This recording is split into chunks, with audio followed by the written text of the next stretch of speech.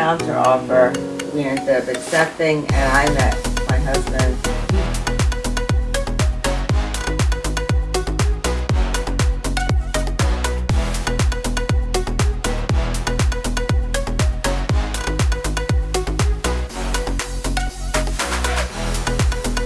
At that time, immigration is what formed this country. You know, it was all these different ideas and different philosophies.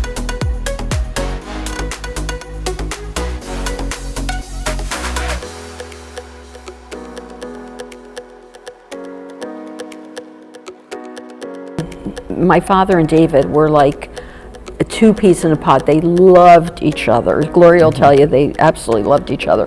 So the question that you have to ask yourself is not only do you have to challenge yourself to remember this history, but you also have to ask yourself, who will write yours?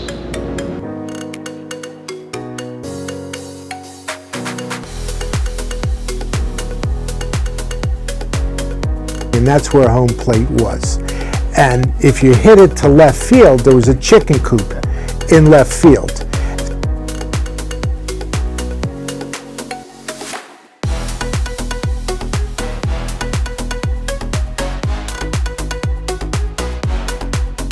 Hi, we're Henry and Barbara Roth. We're from Baymen, New Jersey.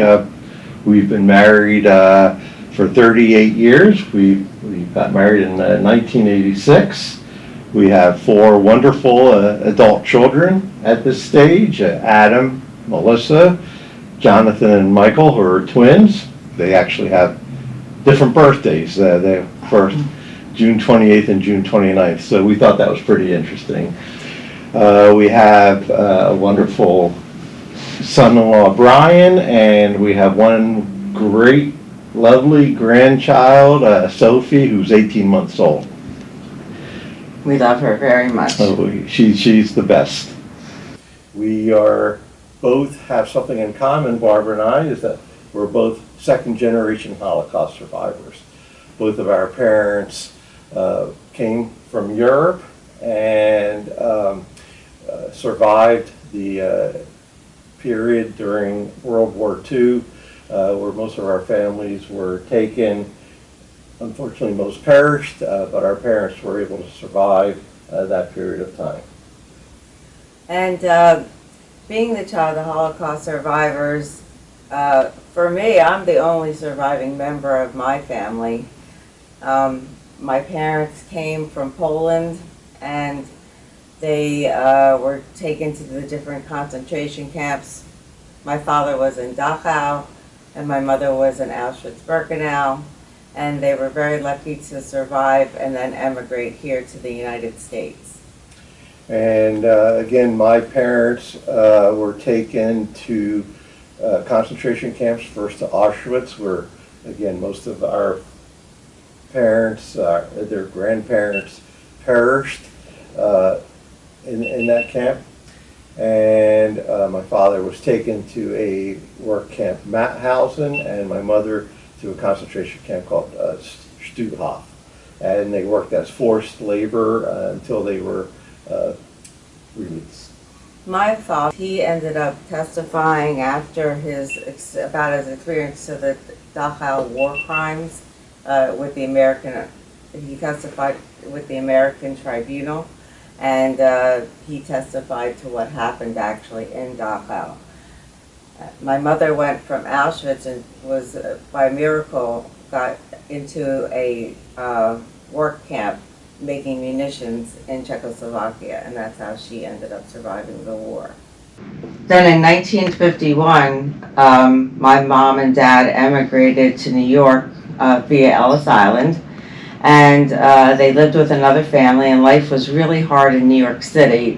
They worked as seamstresses, any work they could get, and they heard about this, they call it like a panacea place to come, Vineland, New Jersey, where everyone, where they could make a living doing, operating chicken farms, because Baron de Hirsch, during the First World War, gave grants of parcels of land, and Hayes gave a little bit of a stipend of money, and they were able to if they were willing to farm the land, they could have a piece of the land.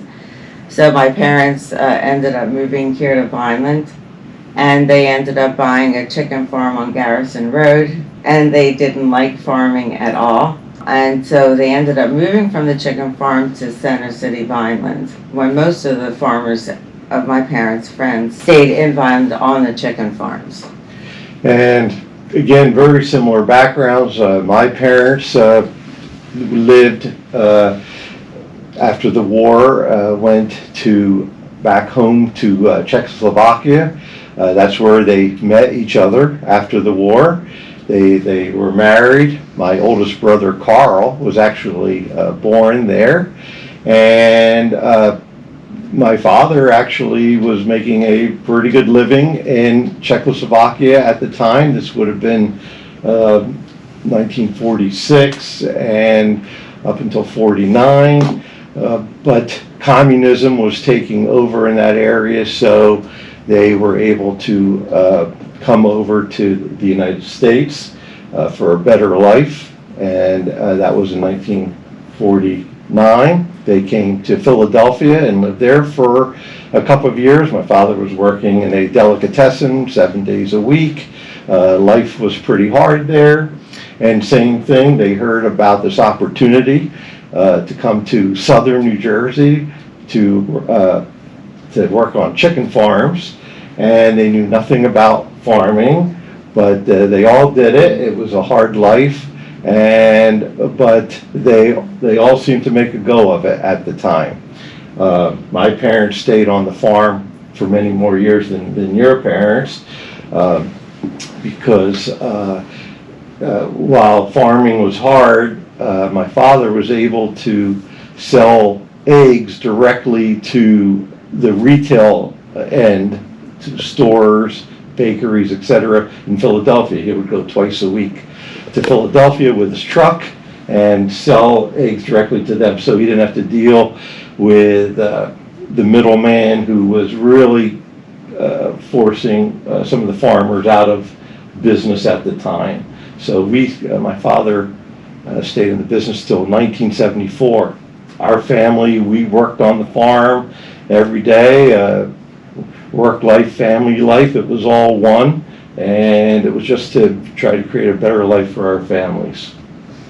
And my parents ended up, after the farm, see, I don't remember the farm because my brother, I was 6 years younger than my brother. By the time I had a memory, I was already downtown Vineland. But they were all entrepreneurs and trying to make a go of it. And one of the things that was very unique in Vineland was that they wanted to try to do these poultry farms was because you didn't need to speak English to the chickens. So they didn't understand if you spoke Polish or Yiddish or Czechoslovakian or Hungarian, you could still make a living and make yourself better in this area. My parents ended up operating, they bought a piece of land that now was the first Circle Plaza Motel, the original part. But at that time, they made it a barbecue chicken place, and they sold chickens. And then they slowly started, I'm not sure how, they worked on markets in Delaware on the weekends and bought closeouts from New York. And they ended up selling sweaters out of the home. And eventually the barbecue chicken place started to share room with the clothing part of the experience, and we sold chickens and sweaters and then ladies' clothing. And with our family, again, it was true. A lot of Holocaust survivors who went into the chicken farms and found that life to be very difficult, ended up in other businesses, and one of the businesses they went into was the motel business, a lot down at the shore and other areas. Actually, in 1974 is when my parents bought a small roadside motel from another Holocaust family, the Cageman family. It was called the Buena Vista Motel in Buena, New Jersey. And so we all moved there. We lived in the living quarters, and just as on the farm, we worked there, lived there. We ran every aspect of that hotel, the front desk. We cleaned rooms. I was the pool boy. I did the landscaping and everything. And it was a fun life, I'd have to say. My parents, for everything they went through, they tried to make life as best they could for their children. And I only remember very good times from that period. I had a similar experience because, well, it was different because the Czechoslovakian and Hungarian groups sort of stayed amongst themselves because of the language and the culture. And the Polish population here in Vineland was very big. So everybody down the street on like Orchard Road, I knew all the family. So although we had no family, a blood family, I had a couple second cousins, we did have rich family and all the friends that we had, and we considered them family even through today, although most of them have passed. And so in 1971, everybody was getting into the motel business, but they really couldn't afford to go into the motel business on their own. So all of their friends gave them a certain portion of money. All of them. It was a big book, and so we built the Circle Plaza Motel, and also that's why we're so similar. We ran the motel. My brother would help my father with the mechanics. I ran the desk. I opened up, cleaned rooms, whatever you had to do, because they couldn't afford desk clerks or maids. They did, but not anything else. So we had to work there. But it was a very rich community because the friends really made it so good. And then we were very busy because there were no new motels in the area. The Buena Vista Motel must have been the last motel built in our area. And so Vineland they had National Freight, they had all these, we were filled up every night, because we only had 40 rooms. So things were starting to ease up. We started getting able to hire desk clerks, and life was getting a little bit easier for us at that time. And again, very similar. I have two older brothers, Carl and Ed. Carl's a CPA, and he lived up in North Jersey after my parents purchased their motel. My brother Ed at the time had just graduated pharmacy school. He was a pharmacist, and actually helped my parents at the time in the motel business because they knew nothing about that industry, and it was a big help. And I was 14 years old at the time, and I was going to high school in Buena, and eventually I went to school for accounting. And after that period of time, I came back to Vineland, New Jersey. I worked as an accountant in the area, and also helped in the family business at the time. And it was actually quite funny. Barbara and I, even though we lived in neighboring towns and in the same industry, we didn't really know each other at the time. Barbara is a pharmacist by profession also, but you worked in North Jersey, correct? Yeah, I moved to North Jersey.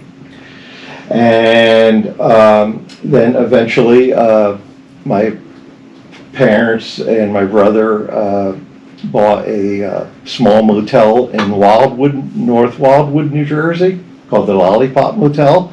And he and my sister-in-law Judy ran that property. I would help them when I would come home from college on the weekends and afterwards. And he went into the family business full time. Soon after, I was working in Vineland. I actually, believe it or not, Barbara's parents were clients of the accounting firm that I was working at, and I actually was preparing Barbara's tax returns before before we met. So I didn't really know you. I knew your parents. Yeah, once I dropped something off to his office and I saw him, I said, "Oh, he's cute," and then I just left. I didn't know who he was. So then there was a situation with your family, with your father passing. Right. So later on, after I had moved to North Jersey to be a pharmacist, And I loved it up there because it was very rural here. There was not 55. You know, I just liked the culture from being, I went to pharmacy school in Brooklyn, New York, and I graduated in 1980. So I worked a little bit in Baymen. I moved up to North Jersey, and everything was good. But then my brother started not being well, and he ended up passing away in 1983. And the next day, my father passed away. So it was a pretty tragic thing to have both of them pass so quickly. And then right thereafter, about 30 days later, my mother developed breast cancer. So that was it for me in North Jersey because I was it and we were so close. So I moved home and I took care of her and helped her run the business and worked part-time in the pharmacy just because I needed to do that because I loved it. It was getting too hard for her to run the motel even with me, and she worried about the burden of if she passed away, what would happen to me having all that responsibility. So she told me that she wanted to sell the motel. They actually talked to the Caseman family about help on how to do that. And then we actually had an agreement of sale with a couple from out of town, and then Henry's brother heard about it and he made a counter offer. And in that counter offer, we ended up accepting, and I met my future husband, at the settlement. We actually met for the first time at the attorney's office at the closing of the property when our family purchased their family's motel. That's when I went into the business full time. So my parents and my brother and myself were operating 3 smaller hotels at that time. That was in 1984. Mm-hmm. And a few days later, after the settlement, I called Barbara. I asked her out, and the rest, as they say, is history. It's been a wonderful life. We love it. We have a large family, and although Barbara's mom did eventually pass soon after her wedding, mm-hmm. Our family seemed to just take you right in, and you were a daughter to my folks, and it was all very, very wonderful. Yeah, my mother only lasted about a month or 3 weeks after our wedding, and it was a terrible time for me because I had lost everybody, and it would have been so tragic if I hadn't met my husband. But they embraced me. They took me in as a daughter. We became very close. We had a close-knit family with my brother-in-laws and sister-in-laws, and every weekend we got together and built this foundation. We celebrate Shabbat dinner, so we would gather every weekend for Shabbat dinner. My mother-in-law had a pool. All the kids, I had 4 kids in 4 years, so it was a little hectic. The last 2 were twins, and I was very lucky to have a very close relationship with both my father-in-law and my mother-in-law. Like, I would take them to the doctors, I would help out in any way they needed in the business. I was very supportive of Henry working countless hours, and we were just grateful for where we were in life compared to where we were when we first got here.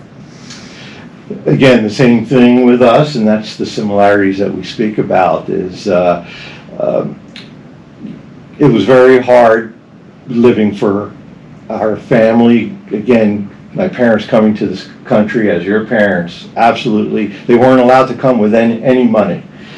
Just the clothes that they had, and we're really having to start from the ground up, and we all understood what that meant. Again, us working on the farm, us working in the motel business, it was a 7-day-a-week business, and Barbara, growing up in the same background, really understood what it meant for us to have to work at that level, and it was, again, I believe we all appreciated everything that we gotten in every single day. After we purchased Barbara's family motel, soon after, we were able to acquire an adjoining piece of ground, and we built additional guest rooms, and we converted the entire facility to one of the first brand name hotels in Baymen, which was a Days Inn property. It was doing very well for a period of time, and then at one point our competitor hotels were full service hotels with alcohol and restaurant. So we made the decision to go into the restaurant business, although we knew nothing about that business. And we thought we worked hard in the hotel business and in the chicken farm until we got to the restaurant business. So there was actually another adjoining piece of ground right by the circle on Landis Avenue, Dulcie Drive in Baymen. We purchased that, and in 1992 we were able to open our first Denny's restaurant. And that was quite an experience. It's a 24/7 restaurant, never closes. So we believe that this Denny's that we opened was actually perhaps the only Denny's in the country that had a kosher kitchen in the back. We had a small family office behind the Denny's, and my mom had a little kitchen back there that she would prepare lunch for the family each day. She was Orthodox growing up, so she really wanted to keep an Orthodox, she just wanted to keep a kosher kitchen back there, even though later they relaxed just a little bit, but they wanted to just keep it that way, and they ended up hosting family dinners there. We would just put tables together and everyone would come there and we'd eat in the back, and then so we thought that was interesting. And then in 1998 we were able to open our second Denny's restaurant, which was in Northfield, New Jersey. And we wanted to expand because again, we were a family running a restaurant. It was very difficult for us to find general managers that wanted to work in that type of environment with a family right on top of them every day. So by expanding, we were able to hire a quality general manager for our stores, and things started getting a little bit easier. Ed and I, instead of working 7 days a week, we were able to go down to 6 days a week. And then in 2001, we saw the need in our area for additional hotel rooms. So we developed the property we're sitting in now. This is the Wingate Inn by Wyndham, and it's a limited service hotel. And then about a year after that, we were able to buy a competitor's property here in Vineland. It was a Holiday Inn Express and Suites that opened the same time as the Wingate Inn. It was operated by a person from out of town, so he had difficulty operating the property here in the area where we were local. We knew many of the local businesses in the area, and we were able to outperform them in many ways. So it worked out well for us at that time. needless to say, I didn't have much help with the kids, so that was my responsibility because Henry worked all the time. And I was happy to do that, to help out. And it was just interesting that we talk about the risk of opening these properties and whatnot, but it was our parents who actually were behind us the entire time. They if it made sense to them, they were right in with us, taking the risk, and worked with us side by side. Our mom and dad taught us so much about business, and they were natural hospitality people. My mom knew a lot about cleanliness. She knew a lot about food, which was very important. We learned a lot about it in the Denny's business, and we were very fortunate. And we still maintained during that time the close family connection where in between, whenever there was time, either we would meet at the business and all get together, or we would meet at one of our houses and all get together. And that's where this close-knit bond really came with the family and why we're still so close. We're just very lucky. Again, we were very lucky in the fact that our parents taught us that working together and family was pretty much all encompassing. That's how it was at their home when they grew up in Europe, and they brought that to us, and we're very appreciative of all of that. In 2006, on the parcel where our Wingate Inn is, we opened up another restaurant, Bennigan's restaurant, which is a more of a dinner house themed restaurant. After that, we opened up on the same property, our Hampton Inn and Suites. That was open in 2010. And after that, we were able to expand one more time to another Denny's restaurant, which is in the neighboring town of Millville, New Jersey. We built that in 2016. Shortly after that, a large Denny's franchisee from New York was interested in purchasing our family's Denny's restaurants. So we did sell the restaurants in 2019, and we were out of the restaurant business at that time. And it was right before the pandemic. We were very fortunate that we were able to sell at that particular time. We sold to a large franchisee from New York in 2019 to a large franchisee who was much better able to handle the problems through the pandemic as I think we would have been. So we currently operate 3 hotels in the area, and yeah, we did close the Bennigan's during the pandemic because it was everything was shut down, and it was so hard after the shutdown to get it started, so that's still closed. Correct. The pandemic was very difficult for us, being in the hospitality industry. It's true, everything was shut down. Hotels were able to stay open during the pandemic because they were considered essential, even though we had no customers at the time. So it was quite difficult. We had to make different arrangements with our lenders, and they were very helpful to help us get through that period of time. There was government assistance with PPP loans, etc., and eventually, slowly but surely, things started coming back around at that period of time. And that's where we are today. We have, we have 4 wonderful children. They're all adults now. Adam, our oldest, works as a software engineer, and he had a business that he was operating. And it was a startup company. It was a startup. He won a competition.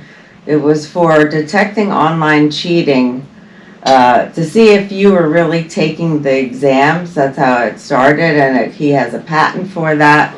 And it got picked up by quite a few universities. And then during the pandemic, they really needed to do that. So it grew like 1,000%. Currently, he got bought out of his property, and he's living in Voorhees, New Jersey. Correct.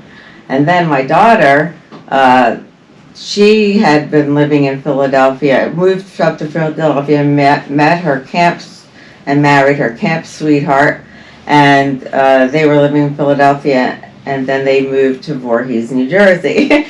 And then one of the twins this past year moved up to Voorhees, New Jersey. So I have 3 kids all within 10-minute radiuses. And then I have a niece who's married, who lives in the same development as my daughter. And my nephew just moved to the same development as my daughter.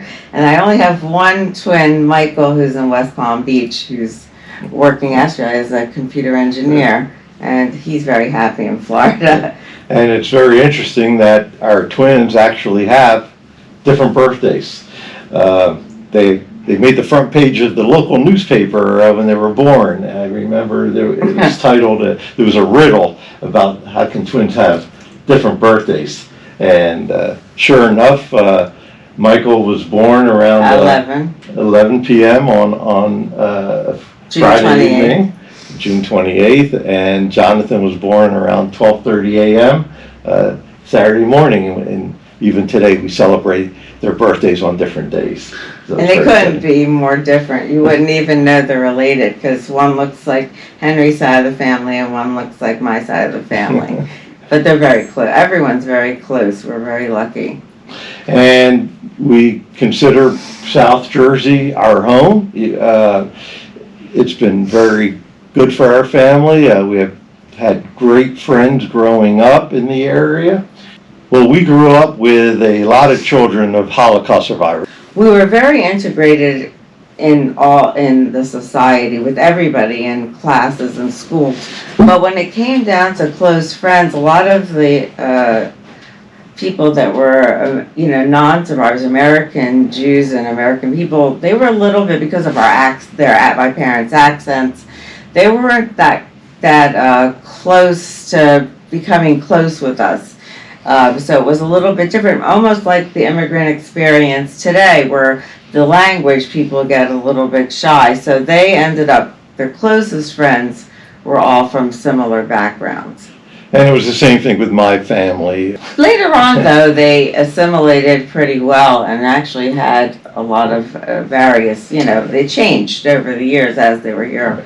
And when we came here, because we were new to the community and we were close with Ed and Judy, they had a huge group of friends here that embraced us, and they just brought us into their group, and they became all our friends. They're still all our friends today. And it became very easy, here. And I always feel so grateful that here we were, I would have been by myself. I don't know exactly what would have happened to me being by myself as an orphan.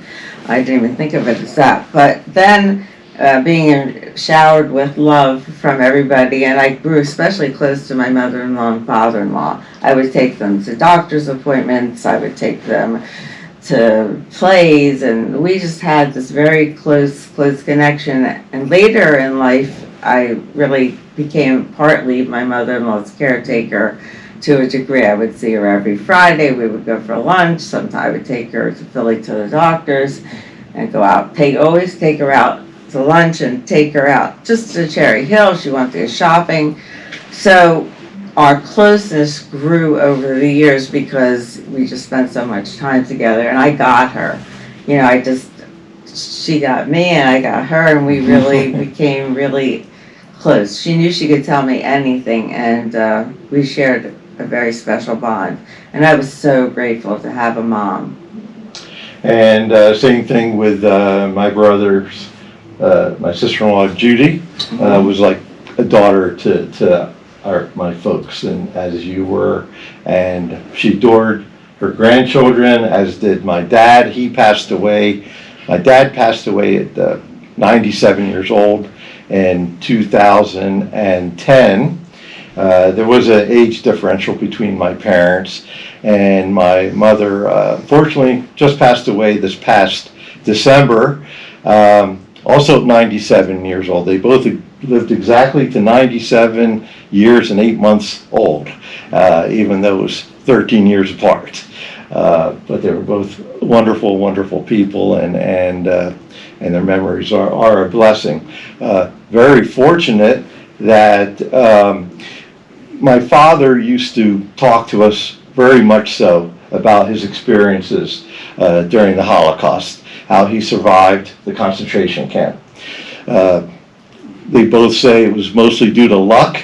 I say, yes, it was luck, but I think there was more to it. I think you had to have that willpower to want to survive the atrocities that were going on. I mean, they were working as forced labor, and it was the intention of the Nazis at that time to eliminate the Jewish population.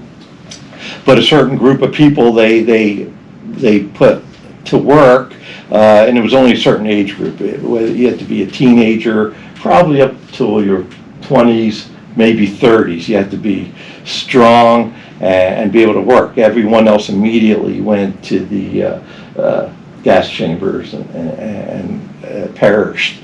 But Barbara became very involved with the Stockton University Holocaust Resource Center. If you want to talk about that a little bit. So when we moved down to Linwood, New Jersey in 2000, because we wanted to be closer to that Northfield business, even though Henry was going back and forth. We just felt that we needed to be more present, not just showing up occasionally. This way we could keep an eye on the restaurants. And my son enrolled in Stockton College at the time, and Gail Rosenthal, of blessed memory, was such an inspiration to us. My son was an intern at the Resource Center, and they were going to see somebody in New York at the museum, Ruth Gruber, and I was invited along. So that had I wasn't that involved because I didn't know anything. So there were two sorts of parents from the Holocaust. Some, like your father, spoke all the time. Like your mother, she didn't really want to speak. It took a lot of urging to get her to tell her story. And so I went to this Heritage Museum and heard Ruth Gruber, and I was so interested because I didn't know anything, because my parents didn't speak of anything. I think they felt guilty for surviving, being the only family members in their family who survived. So from that, I found out that there were these Holocaust luncheons. When I started going to these luncheons, they were once a month. And because I missed, in Vineland, we had a huge, so if we had a dinner, and if it was for a religious thing at the synagogue, there must have been like about 100, 120 people. About 80 of the people were all survivors. And I was always close to adults or older people. I always embraced myself to them, I think. I don't know why. So I would go and visit all of them. Then when I moved to Linwood, I missed not seeing Holocaust survivors. So Gail had the answer. She said that we have these Holocaust luncheons. So I started going to the luncheons and getting to know all the survivors. And one way to get to know the survivors was taking their picture while we were there. So that started to be a thing. Then a few years later, there was an intern that came to these luncheons. And who was it? It was Irvin. And I got to know him.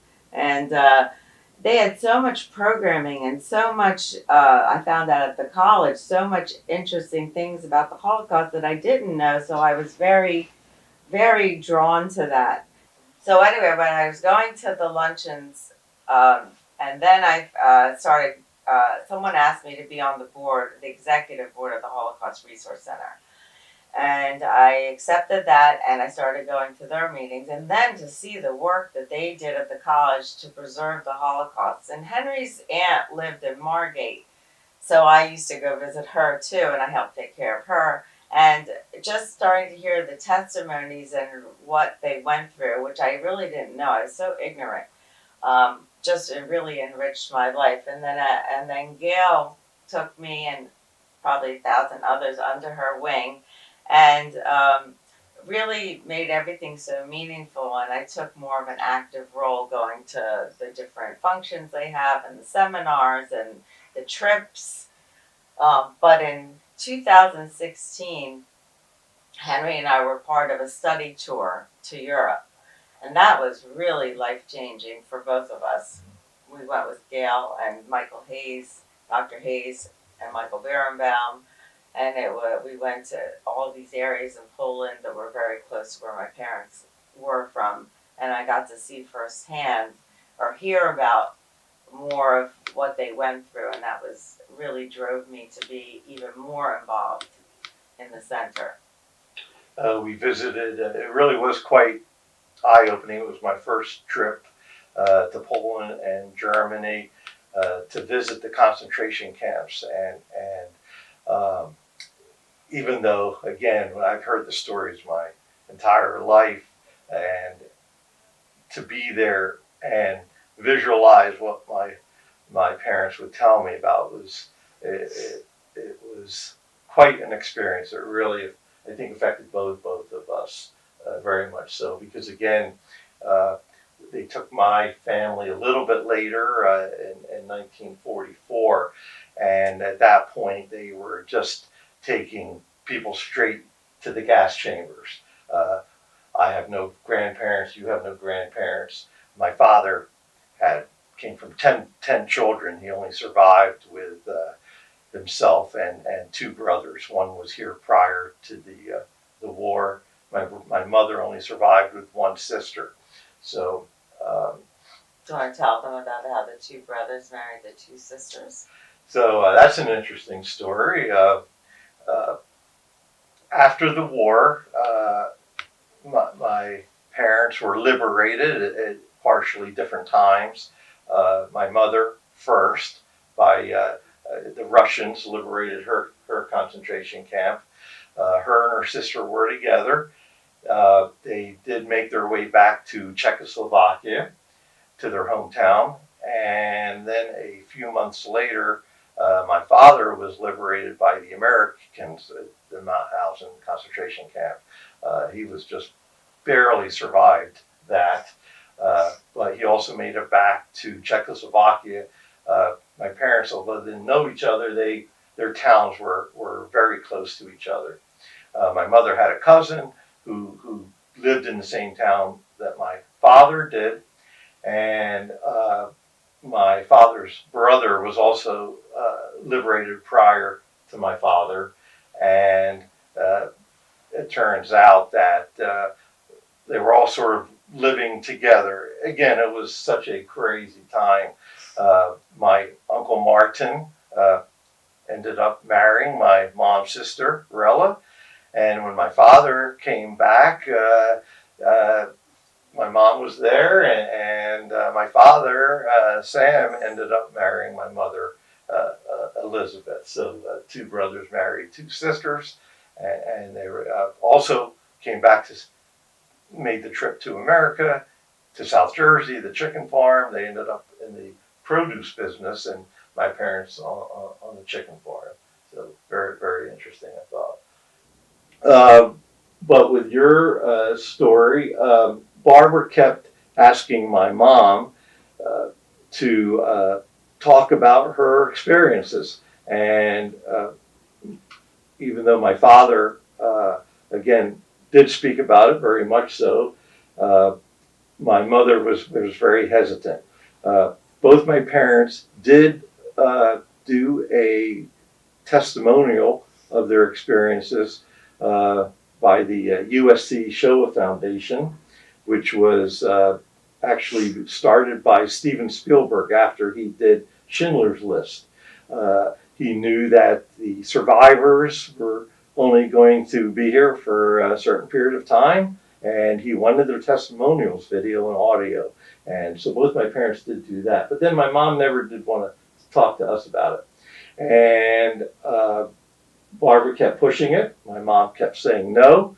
And to my brothers and myself, my mom says no, no is no, and we didn't pursue it. But I was close, so I started. Barbara kept pursuing it, and again, with the help of Irvin and Gail and the entire staff at Stockton University, my mom actually finally acquiesced through Zoom calls, right? Because it was during the pandemic, and she was pretty isolated, and they started doing the South Jersey Holocaust Survivor project, which is in itself, it has like 2,000 entries now. A little over 1,800. 1,800 entries now. So I was actually working on that too, to try to get as many names as I could. They ended up getting other names from the Seth Stern, but really this whole group in Baymen, we were never like represented at the shore. So to be able to get all these people from the Cumberland County area also to have their testimonies and their history documented, because otherwise, nobody would know about my family because they all perished. And then, Henry's family, there were so many voices that really want stories and voices that really could be heard and lessons to be learned and histories to just keep for their family. So that's why I really pushed my mother-in-law to participate. And it's a great book. It's easy reading. You can read it in one sitting. And we're so happy that, again, our future generations of our family can read it and know a little bit of the history of our parents. And really appreciate Barbara and Irvin Marino Rodriguez, who's here with us, who really was very much instrumental. And Gail. And Gail, of course. And Michael Hayes. Yeah, it was a group thing. It really was. And it'll be available on Amazon, I believe. But it was really interesting when there were so many programs and so many different aspects that the center has shown us. Like Irvin recently had Yom HaShoah and had this Mike Kleidermacher. So that there's so many people from so many different backgrounds who came through the Holocaust that really would never know. And now through the center, we really have a really great base of survivors' testimonies, because now, the way the world is, we really need to teach people not to hate. You know, people ask, you know, what was the story that your mother and father wanted to tell people? And Like the lesson. The lesson. My mom and dad would say, even in their testimonial and in the book, never forget what happened and let it not happen again. Unfortunately, I think in the world, and my mom got to see still in her lifetime, that there was still things coming up where it was sort of happening again, that she couldn't believe what her family went through. The loss of almost everyone. They coming from the ashes of you know, coming out of the Holocaust and rebuilding a life and growing a family that you know, it just shouldn't happen again. People should not be that cruel to each other ever again. And again, that's what they would like to have come out of this. And I think the message now rings true, because Irvin, as part of being the director of the Holocaust Resource Center now, and Mike, they're doing so much to educate children from all different schools. We have so many schools. Now that I'm a part of this Stockton family, like, I feel like it's my responsibility and my passion to educate. Educate, really, just not to hate. Because when I grew up in when we moved from our farm to Center City, Vineland, there was everybody there. There was all races, everything. And my parents never told me, like, not to associate with anybody. They were very welcoming to, I could go play with anyone. And I just got this, so you see, like, how my point being is that you see how there's so many different types of people, and if we can just teach them and spend time with them and educate them, we can make this world like a better place, really. So that's my passion. My kids say, there's never anything to buy for you for your birthday. So they said, how can I buy something for your birthday when your only hobby is the Holocaust? So that's, but it's really been, I've grown so much as a person because of all of this. Because I really knew nothing. So, Henry's family. And we really appreciate what Barbara has taken on with these responsibilities, and we, our whole family really appreciates what you've done. Thank you. I'm so lucky with the family. It's just a blessing, because I really don't know that many families that all get along, that none of us argue, none of us fight. We just all. Which is also interesting that. I think it was from your parents, right? Because of, I assume, our parents' experiences, family was so important. Losing your parents, your brothers, your sisters, just affected them in such a way that that everything was family. And again, they had to make a living, so working and family, was all encompassing. We all worked on the farm together. We would then eat dinner and just spend family time together. That was very important, and even today, it's still the most important thing in our family. We so much appreciate what our parents went through and have given to us experience-wise to give us the knowledge how to further enhance this. And we try to explain it to our children, and we hope it will continue into the next generation. We also really make it a point to get together not only for the Jewish holidays, but for Father's Day and Mother's Day. Anything we can do, we're always together, and it just builds on itself, the closeness. So we're just very lucky, very grateful for what we have and the successes that we've accomplished. And we want to thank you for allowing us this To share our opportunity story. once again to express our family's history.